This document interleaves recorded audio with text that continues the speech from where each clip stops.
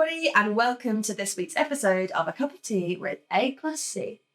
I am here joined by Stu, one of the oldest members. Again, we've had all of the dinosaurs of A+C coming in. A+C dinosaur. We've had all of the OGs coming in.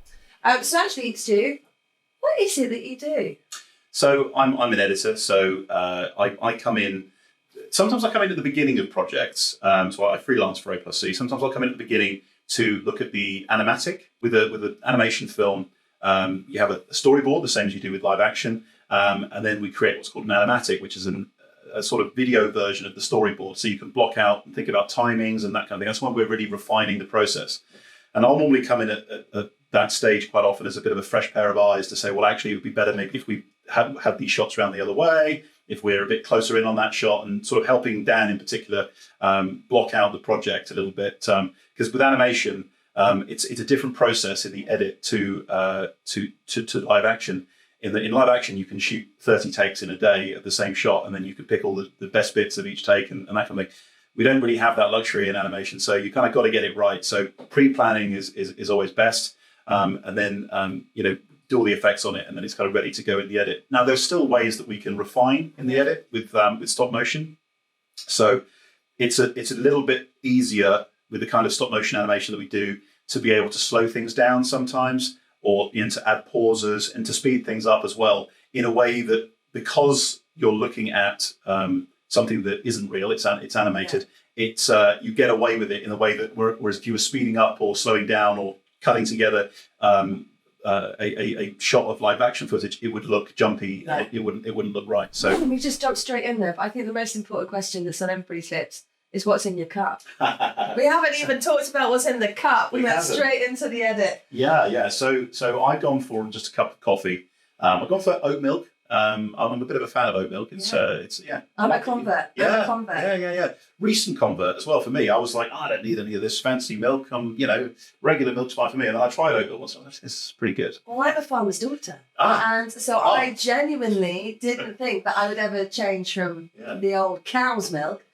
Oat milk, for me, all the way. Yeah. So we've covered what it is that you do. And I do feel a bit naive in asking that question. But when you say editor, you're covering a lot of things. And I met you ages ago. I came in and did a little cheeky voiceover. You did. I remember it well. Yeah, so you did a great job. You did a really good job on that. I was impressed. It worked perfectly with the project. I remember it was Explainer for Explainers, wasn't it? Yeah. So we were doing a project to explain why explainers are so important for businesses to get brand message across and all that kind of thing in the best way. And your voiceover was perfect. Well, thank you very much. Because a lot of people don't know this, but I do a lot of voiceover work for A+C as well. So as a fellow voiceover artist, I can say it was fantastic. So you're like sneakily in on loads of projects. I do quite a bit of VO. Yeah.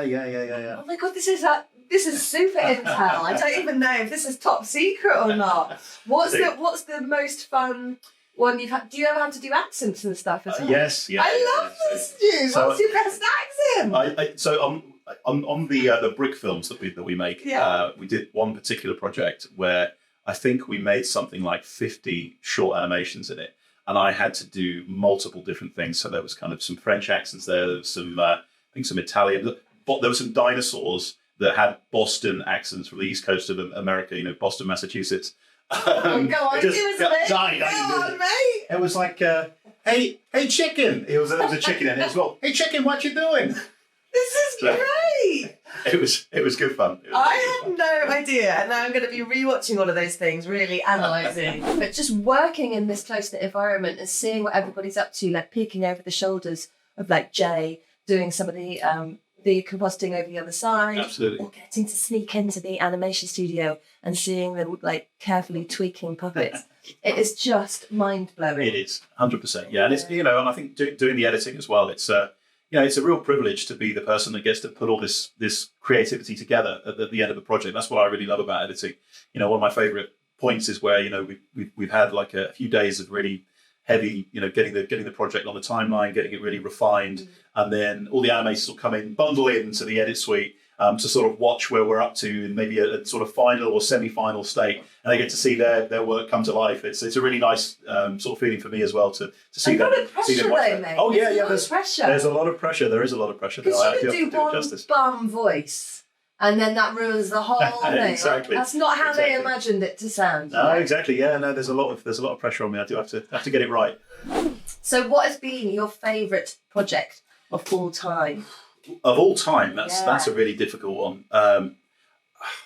Probably my favourite project of all time was one of the brick films we did based on fairy tales. I say this just because it was probably the most creative that I've been able to be on a project. I can't remember how they were a couple of minutes long, these films, and I did a lot of work on the actual selection of the music, the sound design, the whole soundscape of the thing, as well as shot selection and the editing as well.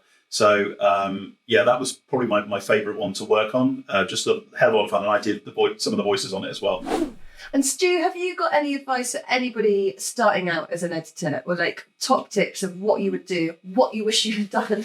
Yeah, I think, and I was watching a clip the other day, and it was Christopher Nolan, and he was talking about just filmmaking in general. He was giving advice to young people, and he said, well, the advice that I would give is just try out as many things as possible. So go and do the lighting, go and do editing, go and do all different things. But I would say that within editing as well. Try as many different ways of editing.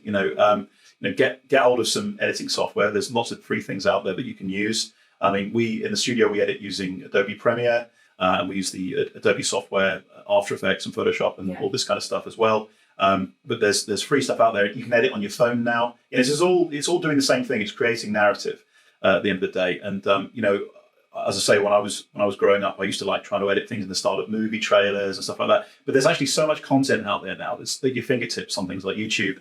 And there's so many different styles of editing, and you can just really practice your craft. And it's like, what do I want to get across in this video? And just practice and practice and practice, and you'll just get better at it. It's like everything. And really think about can I make this clearer, what I'm trying to say here? Can I make it more punchy? Can I make it shorter?